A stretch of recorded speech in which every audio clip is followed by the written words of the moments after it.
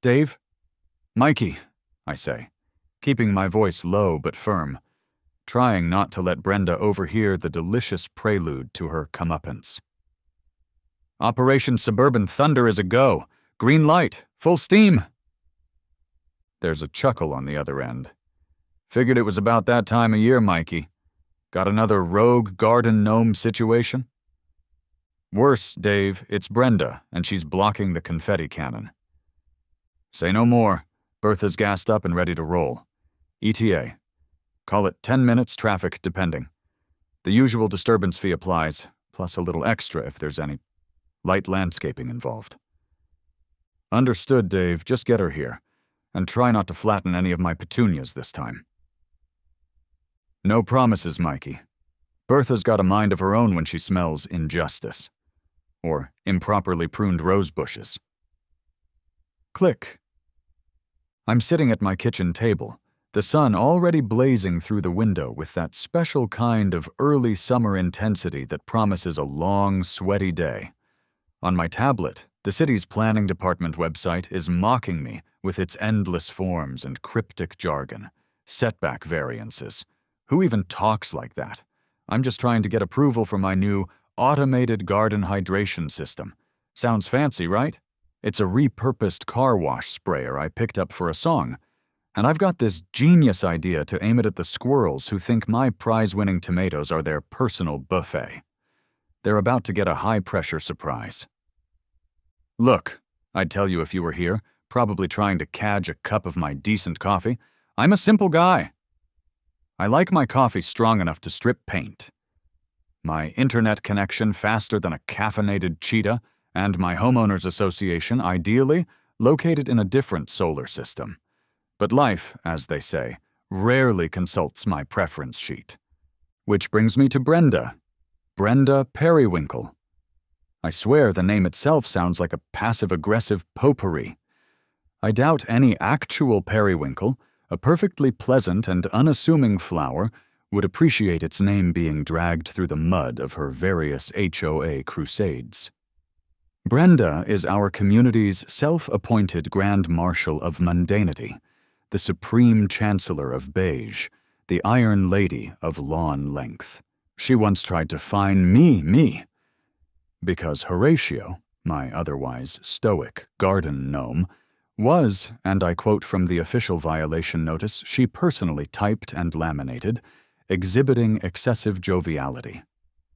Horatio's painted smile, apparently, was undermining the neighborhood's carefully cultivated aesthetic of quiet desperation. I'm not kidding. Excessive joviality from a gnome. That's the kind of person we're dealing with. We have a history, Brenda and I. A long, storied history filled with laminated notices and thinly veiled threats involving property values. Today, though, Brenda wasn't just taking aim at Horatio's relentlessly cheerful grin. She was taking aim at my last frayed nerve, and, more critically, my driveway access. My phone buzzes on the table, a welcome distraction from the city's bureaucratic maze. It's a notification from Omega Llama Logistical Solutions. My heart does a little flutter kick of excitement. Package Omega Llama out for delivery. ETA, 30 minutes. This, my friend, is crucial. The Omega Llama isn't just any package. It's the heart and soul, the very fluffy core of my actual current project, a neighborhood-wide, ethically sourced, biodegradable confetti cannon. My niece, Lily, is turning 7 next week, and she requested a birthday party with more sparkles than a unicorn sneezed. Who am I to deny such a noble request? The Omega Llama delivery contains 50 pounds of premium, hand-dyed alpaca fleece confetti and the main compression unit. Time is a factor. A very big, fluffy, sparkly factor. And Brenda, bless her meticulously organized beige little heart, is about to become a significant impediment to Operation Sparkle Pony. I take a final swig of coffee, the bitter dregs mirroring my general outlook on HOA encounters, and head outside. The plan is simple. Clear a nice, wide space for the Omega Llama delivery truck. It's a big rig, according to the email, and I don't want Gus, the delivery guy, a legend in his own right, to have any trouble. And there it is. Or rather, there she is. Brenda. And her vehicle, which I affectionately call the Beige Behemoth. It's an SUV so large it probably has its own zip code, the color of a forgotten cup of tea, and it's parked. Parked squarely, defiantly, across the entire entrance to my driveway. My driveway, which also serves as a clearly marked emergency access route, and yes, a bus lane that, while admittedly underused, is still very much official. Brenda herself is out of the Behemoth, her posture ramrod straight, a look of intense concentration on her face. She's planting a tiny, almost comically small, bright orange HOA violation flag right next to my mailbox. My mailbox, which I happen to think is a rather charming shade of robin's egg blue. You have got to be kidding me, I mutter, the words swallowed by the sudden wave of exasperation. The flag, I can see as I get closer, has text on it. Of course it does. It reads, Height Irregularity, Subsection 4, Paragraph C, Avian Safety. Apparently, my mailbox, in its current state of robin's egg blue rebellion, poses an imminent threat to low-flying sparrows. The immediate risk, however, is to my Omega Llama delivery and Lily's 7th birthday dreams. I try for a calm, neighborly approach. It's a stretch, but I try. Brenda, morning. My voice is a little tight. You're, a little in the way there with the Behemoth. She doesn't even look up. Just adjusts the tiny orange flag with the kind of surgical precision usually reserved for defusing bombs. Michael, she says, her voice crisp, like autumn leaves underfoot. Your mailbox is non-compliant. Its current elevation exceeds the maximum permissible height by precisely 3.7 centimeters. This poses a potential hazard to migratory bird patterns. Migratory bird patterns? I echo, blinking. Brenda, the only birds migrating past my mailbox are pigeons, and they usually look like they're navigating by smell. Besides, the bigger issue is your car. It's blocking my driveway. And, you know, the bus lane. This will only take a moment, she clips, finally giving the flag one last definitive pat. A moment? I glance at my watch. 28 minutes until the Omega Llama. Brenda, with all due respect to avian safety and the migratory habits of our local feathered friends, that moment is currently occupying the only access point for a rather large delivery I'm expecting. A very important delivery. She finally deigns to look at me. Her eyes, the color of dishwater, narrow into slits. Buses haven't utilized this lane with any regularity in years, Michael. It's practically decorative at this point. And your various deliveries can simply wait. Official HOA business, as stipulated in the Community Charter, Section 7, Paragraph 2, Subsection A, takes precedence. Decorative? I splutter. I saw a school bus use it just last spring, after you tried to get little Timmy Henderson's lemonade stand shut down for unlicensed commercial activity. The memory still makes my blood boil. And precedence? The only thing taking precedence here is your apparent determination to make my life as difficult as humanly possible. My voice is rising, and I know it. This is how it always starts with Brenda. A tiny infraction, a laminated rule, and then full-blown suburban warfare. I take a deep breath, trying to channel my inner Zen master, the one who hasn't been repeatedly poked with an HOA rule book. Brenda, I really, really need you to move your vehicle. Seriously. Big truck coming, tight schedule, impatient llamas probably, if they have to wait too long in the heat. I try a weak smile. It probably looks more like a grimace. Brenda, however, is unmoved. In fact, she smirks. It's a terrifying sight, like watching a shark discover it enjoys gluten-free bread. Oh, are we getting demanding now, Michael? Perhaps if you focused more on adhering to community standards and less on your projects. She gestures vaguely towards my garage with one perfectly manicured hand. I know she's picturing the partially assembled aluminum framework of the confetti cannon, which, to the untrained eye, might resemble a small, homemade siege weapon.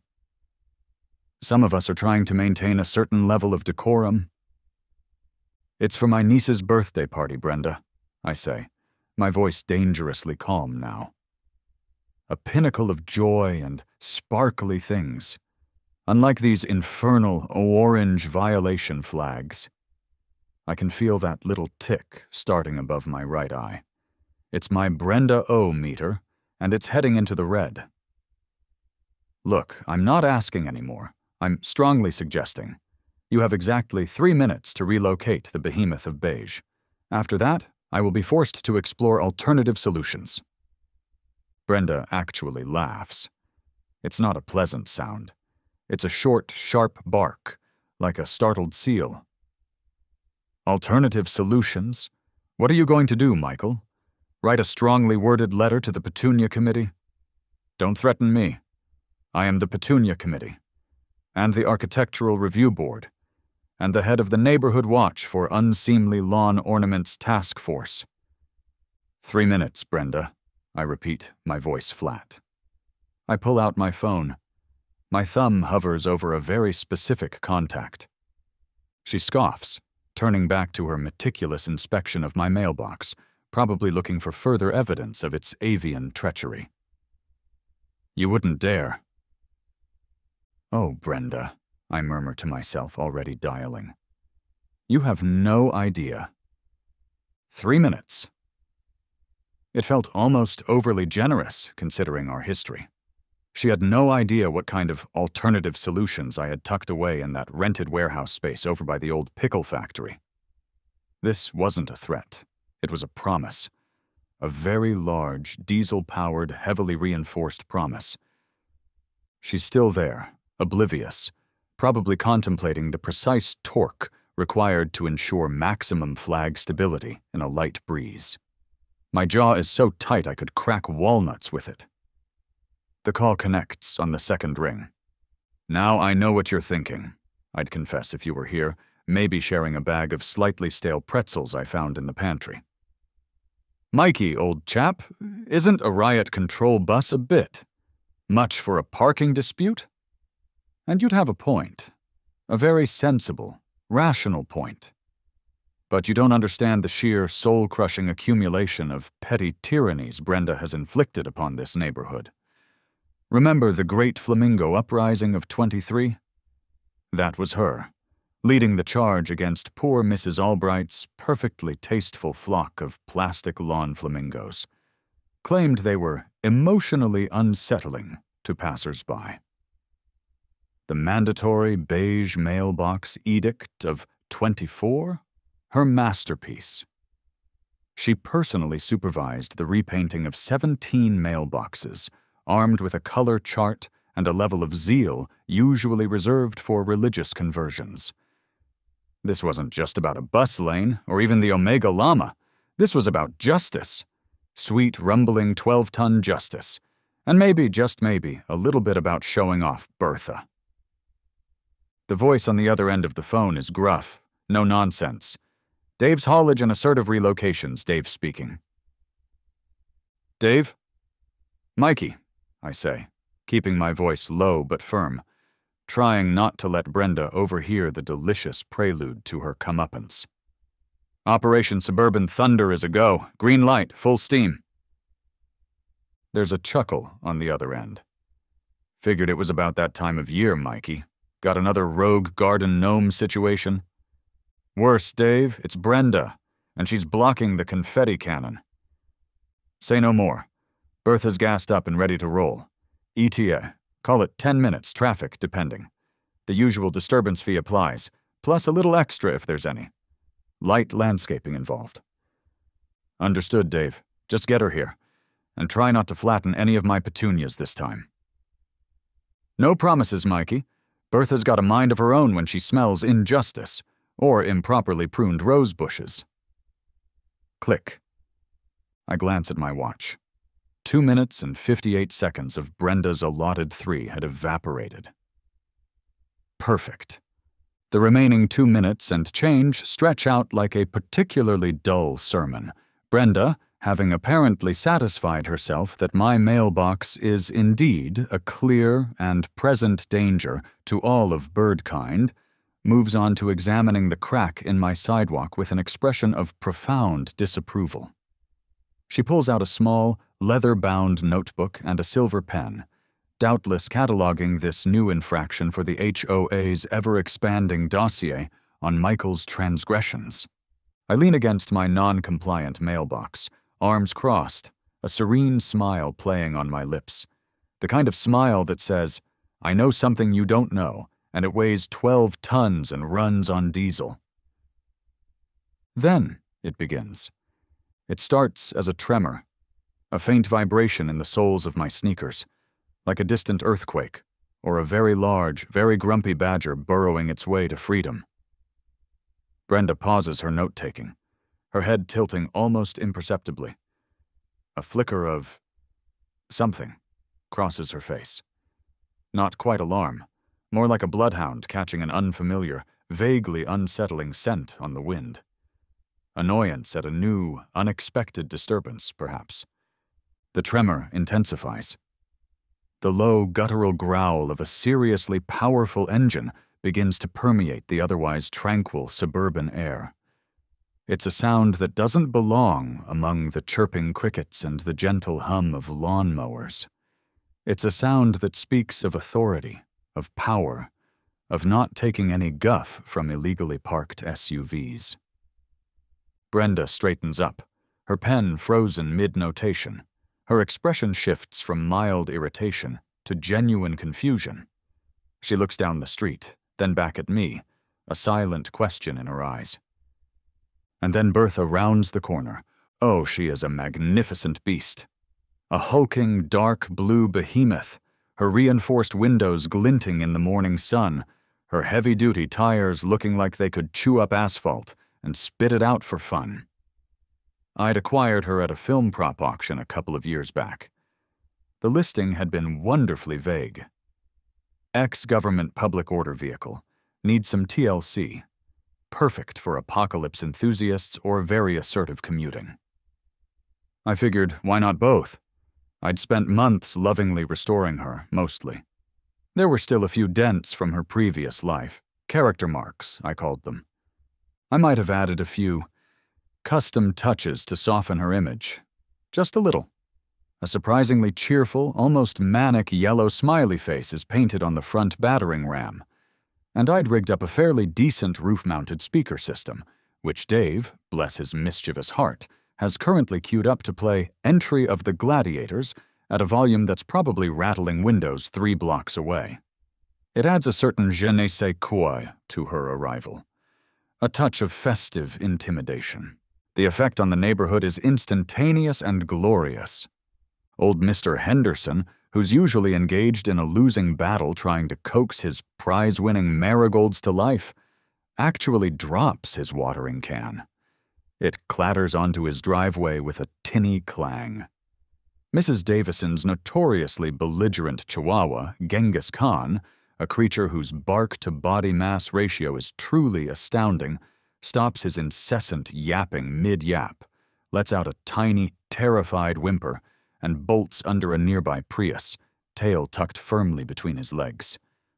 Phones are appearing, first one, then another, then a whole constellation of glowing rectangles as my neighbors emerge from their houses, drawn by the circus music and the earth-shattering rumble. I can almost see the Facebook group updates typing themselves. OMG, you guys, you will not believe what Mikey is doing now. A slow grin spreads across my face. Showtime, I breathe.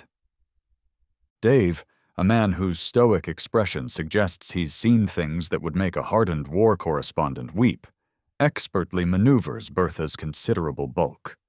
He doesn't pull up to Brenda's SUV. Oh no, that would be too simple. He swings Bertha around and parks her squarely at the other end of the street, effectively boxing Brenda's beige behemoth in. A perfect vehicular checkmate. He gives me a subtle thumbs up through the reinforced windshield, then leans back, arms crossed. The picture of a man just waiting for the inevitable. I reach into Bertha's surprisingly spacious passenger seat. She was designed to carry a full squad of Riot police, after all, and retrieve my megaphone. Another brilliant auction find. It's a little battered, probably heard its share of angry slogans, but it works like a charm. I flick the switch, and it emits a satisfying electronic squawk. "Brenda!" My voice, amplified and slightly distorted, booms across the suddenly silent street. The circus music cuts out, on cue from Dave. Dramatic timing. That man has it. "Good morning again! This is a courtesy announcement from your friendly neighborhood logistics facilitator." Brenda spins around, her mouth falling open. The little orange violation flag flutters from her suddenly nerveless fingers and lands forlornly on the sidewalk. Her eyes, wide and disbelieving, fix on Bertha, then on me, then back to Bertha. What? What in the HOA-approved name of all that is sacred and beige is that? She finally shrieks, her voice cracking with a delightful mixture of outrage and terror. "This, Brenda," I announce, my voice resonating with the calm authority of a man holding a very large megaphone and backed by 12 tons of civic-minded steel, "is Bertha. She's my alternative solution to illegally parked vehicles, and she's very, very keen on timely deliveries of confetti cannon components." I lower the megaphone for a moment, savoring the tableau. The stunned neighbors, the cowering chihuahua, Dave's impassive silhouette in Bertha's cab. And Brenda. Her face. Oh, if I could frame that expression.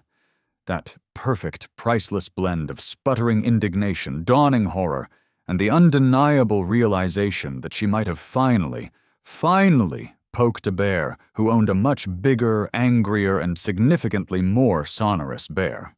It was, I had to admit, even better than the time I subtly replaced all her prize-winning petunias with equally vibrant, but decidedly plastic, imitations. This was performance art. This was suburban poetry. This was Mikey. One, Brenda. Still processing the existential shock. Predictably, the flashing lights aren't far behind. Someone... And I'd bet Horatio's conical hat it was Brenda, mid-sputter and dialing 911 with a trembling, manicured finger, has summoned the local constabulary. 2 sleek black-and-white cruisers, sirens wailing with that particular suburban urgency that means either a cat is stuck up a tree or a major bylaw infraction is in progress, roll up to the Bertha-Brenda impasse. They park a respectful distance from Bertha, which I appreciate. She can be a bit intimidating up close if you're not used to her particular brand of charm.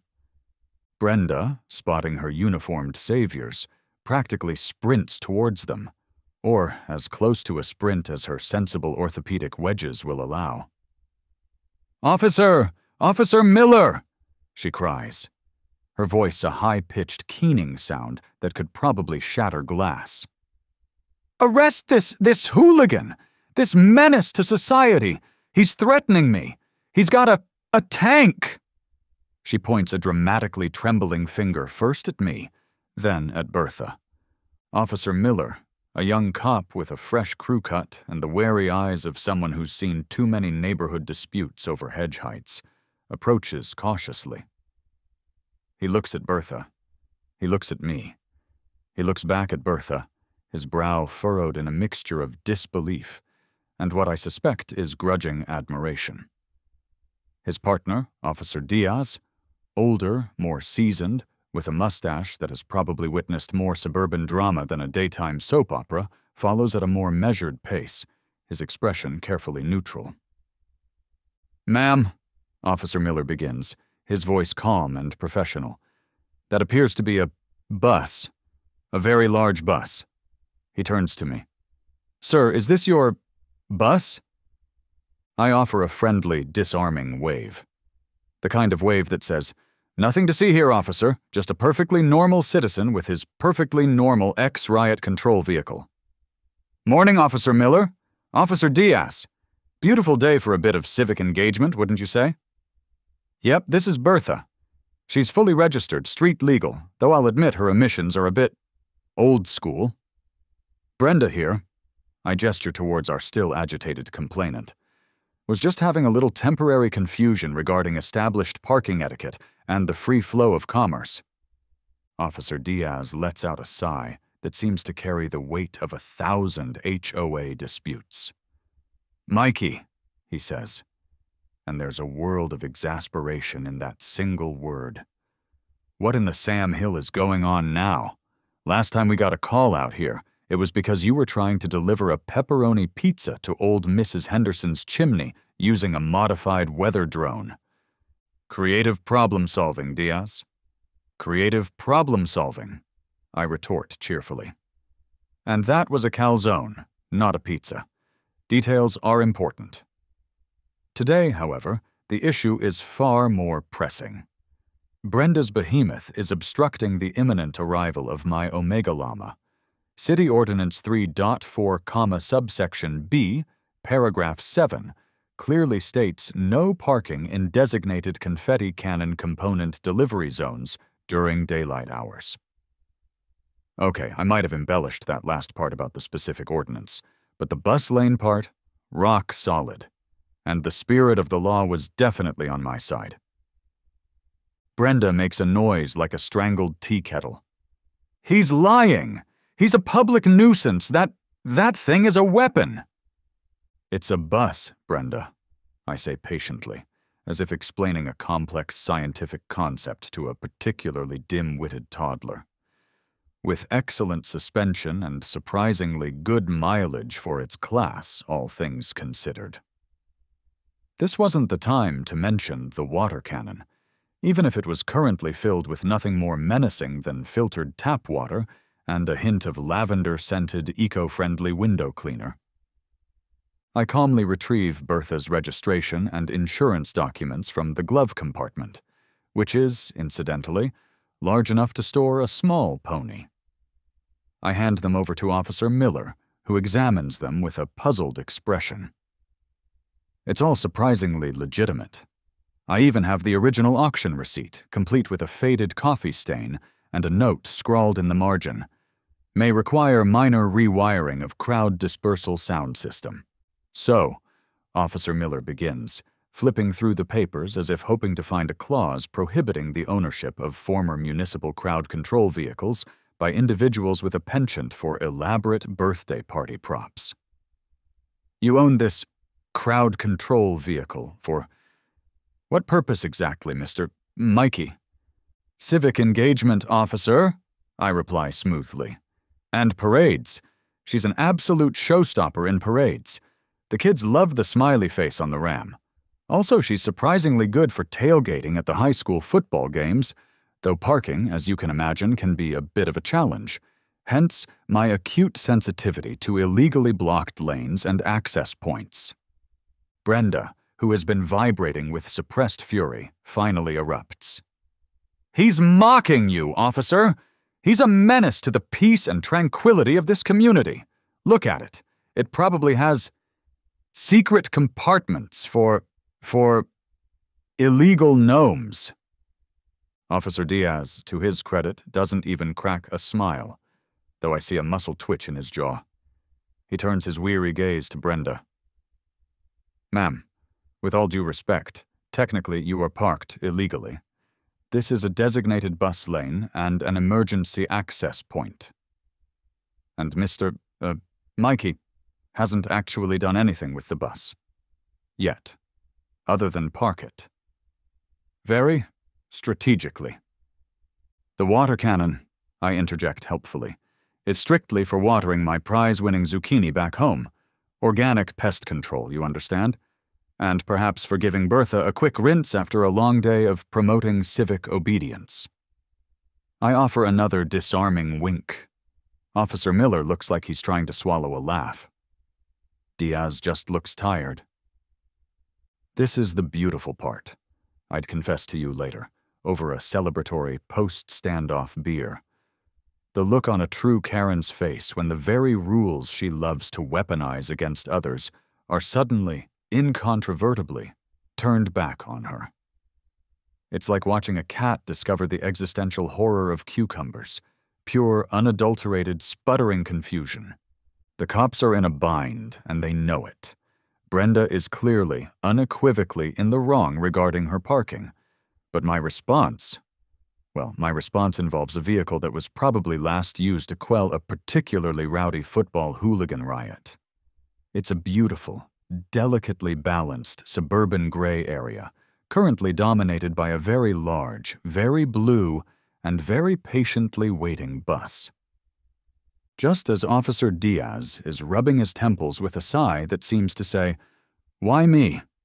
Why is it always my shift when Mikey gets a new toy?" A new sound joins the suburban symphony. It's the familiar, reassuring rumble of a large flatbed truck, accompanied by the cheerful, slightly off-key whistling of its driver. Emblazoned on the side of the truck, in bright, friendly letters, is the logo, Omega Llama Logistical Solutions. We spit on high prices. The truck, expertly navigated by a burly gentleman in denim overalls who I recognize as Gus, pulls up as close as it can to the unfolding drama. Gus leans out of the cab, a greasy baseball cap perched jauntily on his head. He takes in the scene. Bertha, Brenda, who is now practically incandescent with rage, the two police cruisers, the growing crowd of phone-wielding neighbors, with an air of mild, professional curiosity. "Mikey," Gus calls out, his voice booming over the idling engine of his truck. "Got your llama. Road's a bit congested, though. You having a block party I didn't get invited to?" He eyes Bertha with a look that's less surprise and more professional appreciation. "Nice rig. Custom job?" "Just a minor civic discussion, Gus," I call back, grinning. "Brenda here was just admiring my advanced traffic management system. We're clearing up a slight logistical hiccup." Brenda, apparently deciding that Gus is a new front in this multi-pronged assault on her authority, turns her fury on him. "You can't unload that thing here. This is a residential area. There are ordinances. There are noise restrictions. There are probably llama-related bylaws I haven't discovered yet, but I will." Gus, to his eternal credit, doesn't bat an eye. He just hooks a thumb towards the massive tarp-covered mound on his flatbed. "Lady, I got a 50-pound bag of premium alpaca fleece confetti back there that says otherwise, a signed delivery confirmation, and a bill of lading with this exact address. Mikey, my friend," he says, turning back to me, "where do you want the Party Panic confetti tubes and the Alpaca Annihilator 5000 industrial-grade confetti blower?" The pressure in the cul-de-sac immediately ratchets up another 10 notches. The cops exchange a look that clearly says, "This is escalating beyond our pay grade." Brenda looks like her head might actually detach from her body and orbit the earth in a cloud of pure, unadulterated indignation. Gus, bless his pragmatic, delivery-focused heart, is just trying to do his job. And the Omega Llama, the entire catalyst for this beautiful circus of suburban absurdity, is now an active participant in the spectacle, its fluffy, sparkly promise hanging tantalizingly in the air. This, I think, with a surge of profound satisfaction, is going to be a very interesting Tuesday.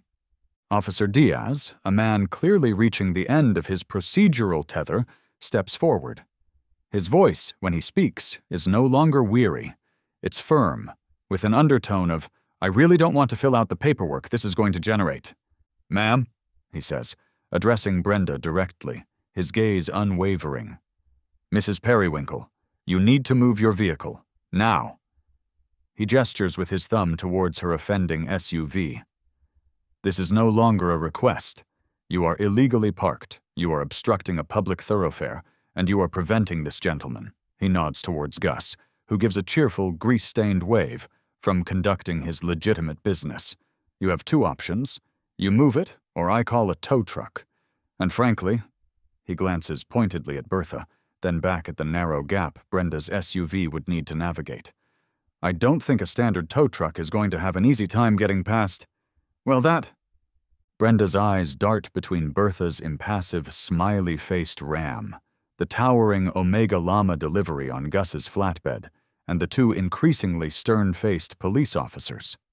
For a moment, I think she might actually spontaneously combust.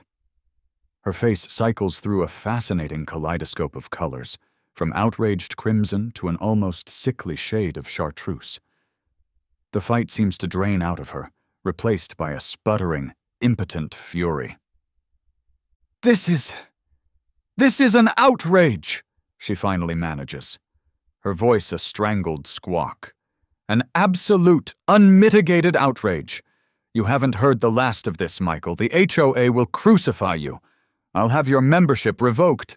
I'll have you written up for unapproved vehicle tonnage, for excessive use of primary colors, for disturbing the squirrels.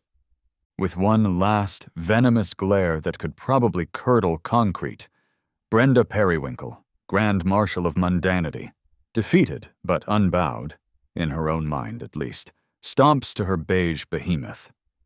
She yanks the door open with such force I'm surprised it doesn't come off in her hand, flings herself into the driver's seat, and, with a screech of tortured tires that sets Genghis Khan barking again from under the Prius, she reverses out of my driveway.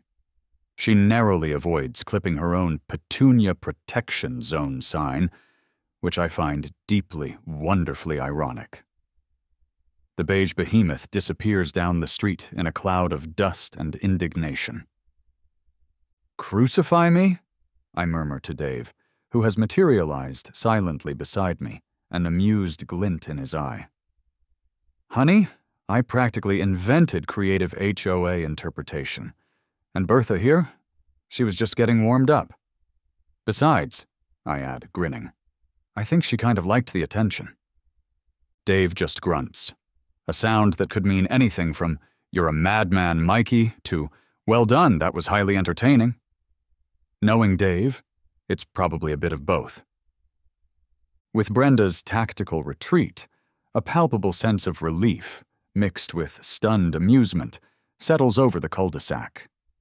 Gus, ever the professional, immediately directs his team, and they begin the surprisingly complex process of unloading massive, brightly colored boxes labeled Eco Glitter Surprise, Rainbow Biodegradable Streamer Coils, and my personal favorite, the Alpaca Annihilator 5000 Industrial Confetti Blower Unit.